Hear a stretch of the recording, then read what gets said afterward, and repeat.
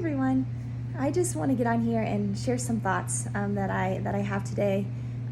We had a sermon at church today by Pastor Mike at our church, and I think he just had some really good points that I wanted to sort of summarize here. I know watching an hour-long sermon might not happen for some people, and so if I just shared the link, it might not cause people to actually listen, but I thought if I could summarize in just a few minutes that others might be willing to listen and hear some thoughts that he had. So just wanted to sort of summarize this. I think there's been a lot of division and different views over the last week, few weeks, month, and really few years. I think there's been a lot of things going on in our country and just really a lot of division. And you've probably noticed that I don't talk about my political views or thoughts on social media very much at all. I try to just use social media as a platform to spread love and happiness and light, and I can see that it can be really dividing, and I don't really want to be a part of that division, so I choose to not share my views on there as much about those topics. So with that being said, this won't be specifically about the decision this week, about my views on it, others' views on it, the different sides of it. I'm choosing not to focus on that. But I think it's a really timely message based on the sermon I heard today about, as Christians, how we should share our views and treat others that have differing views from us, and how we should go about that, and how maybe we haven't been going about it over the last few years. So like I said, this is from a sermon. The sermon series in our church has been planned for months, and the fact that this specific sermon landed today after this week, I think, is not by accident. I think there's absolutely a reason God wanted this message to be this week after the decision that happened this week and the division and views that have been shared, and maybe how people are handling that and treating others because of their differing views over this topic. And so the message today was about the Pharisees and how the Pharisees put those man-made rules and regulations and rituals over and above the Bible. And really the Pharisees created legalism as we know it and are known for their hypocrisy. And I think those are two of the biggest problems that we have in the American church today. Legalism, telling people they have to follow the rules. These are certain rules that you have to follow, otherwise you can't be a Christian, you aren't welcome in our church, you will lose your salvation, or you won't be able to get into heaven if you do these specific things that maybe aren't even called out in the Bible. Maybe they're just like man-made, made-up things that they just themselves think that are, wrong or not of the Bible. And I mean, hypocrisy.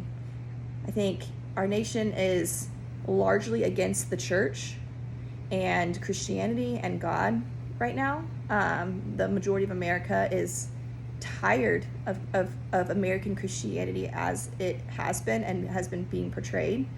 And I think all those people have either felt unwelcome in a church because of how they looked, or because decisions they've made, or the lifestyle that they're living. And rather than the church taking them in and letting them know that they will love them through that, they've been pushed away from the church because of who they had been, or decisions that they've made, or how they look, which is completely different from what Jesus ever did.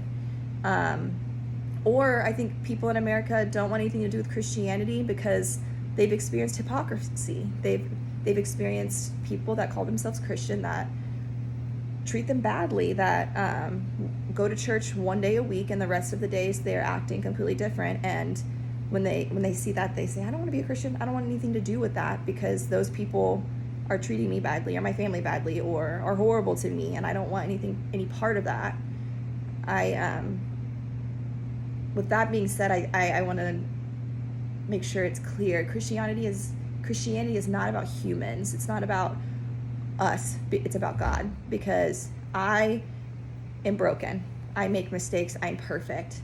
I can't portray who God is perfectly because I'm not perfect and I'm not Him. And so I think I want people to understand that Christianity isn't about people, and I am so sorry if people that call themselves Christian have treated you badly or done something wrong to you. I'm so sorry for that, but I just want you to know that that is not God, and that is not God-breathed. It's not from him. And them driving you away is not something that God condones and wants. So with all that being said, I think going back to the Pharisees and the rules and the legalism, Jesus didn't come to this earth and die for us to follow some rules. The heart of Christianity is not following rules and fitting into a box. It's about the heart of the person and their relationship with God and what they have come to in their heart with God. And following or breaking rules or having a specific view or a different view can never get you to heaven and never cause you to lose your salvation. The whole point of being a Christian, and the Bible says that we are called to missions, to drawing people and welcoming them to God, not condemning them for their views, not condemning them for their lifestyle, their mistakes, or anything like that. We also, at my church, recently had a sermon about the weeds and the wheat, and about that parable that Jesus gave, and how it's not our job to judge others and decide if they're going to heaven or have a relationship with God. There may be people that look like Christians, and in their heart, they're not going to heaven because they think they are, they think they know what they're doing, but in their heart, they may not know God. And that's not for me to know, and that's not for me to determine. That's for God to know and determine. And there may be people that, to the American conservative Christian church, may not look like Christians. Maybe they look different than what they think they should look. They have made mistakes in the past that they don't agree with. They have had things happen to them that, that they don't agree with. Or they've had a lifestyle in the past that they don't agree with. But maybe their heart is right with God and they're going to heaven. And just because someone looks at them and doesn't think that or see that, that's not our place to judge. It's not our place to know that. So a point that I thought was really good in the sermon today is Pastor Mike said, God can't use us if we think it's about us. So if us as Christians, if all we're doing is worrying about and arguing with other people with differing views and trying to always be right, we're hating others that have different lifestyles and views than us, arguing with them, always having to have the last word, treating others badly, whether it's in our heart or outwardly. I think it can happen within our heart, judging and having thoughts and views about other people that don't agree with us. If that's what we're thinking that we're doing for God, then God can't use that because we're making it about us rather than about him. So to sort of wrap up a summary of the message today, many of us, I think, act more like Pharisees than we want to admit and more than we realize.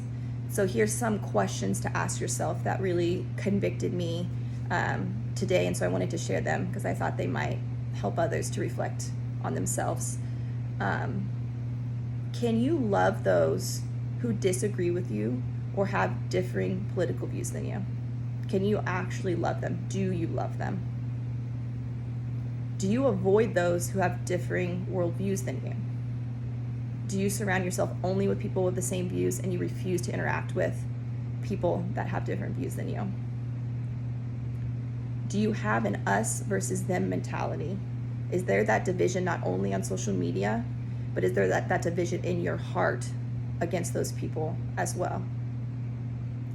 Do you value rightness and winning the argument over kindness? I think this is a big one on social media. Are you arguing with everyone out there that has a different view than you and always having to have the last word and trying to win the argument and trying to be right, when honestly, does that really matter? Or are you being kind to them through the differing views that you have? So Proverbs 18:2 says, "A fool takes no pleasure in understanding, but only in expressing his opinions." I think Christians can be fools too. I think rather than trying to understand and empathize and love the opposite view, I think a lot of times we just express our own opinions and refuse to listen to anyone else or to love anyone else. I recently watched a video on homosexuality and how the debates on whether homosexuality is a sin, and there's just so many like conversations and debates about it, but everyone's talking about this ideology of homosexuality, but no one is like realizing or talking about the people that make up that group. Like, those are people. They're people that have lives and have feelings and thoughts and are dealing with struggles and emotions and pain and hurt, and we can't just debate ideas without realizing that there's people within those ideas that need love from us as well. To wrap up, Romans 14:1-4 says, "As for the one who is weak in faith, welcome him, but not to quarrel over opinions. One person believes he may eat anything, while the weak person eats only vegetables. Let not the one who eats despise the one who abstains, and let not the one who abstains pass judgment on the one who eats, for God has welcomed him. Who are you to pass judgment on the servant of another?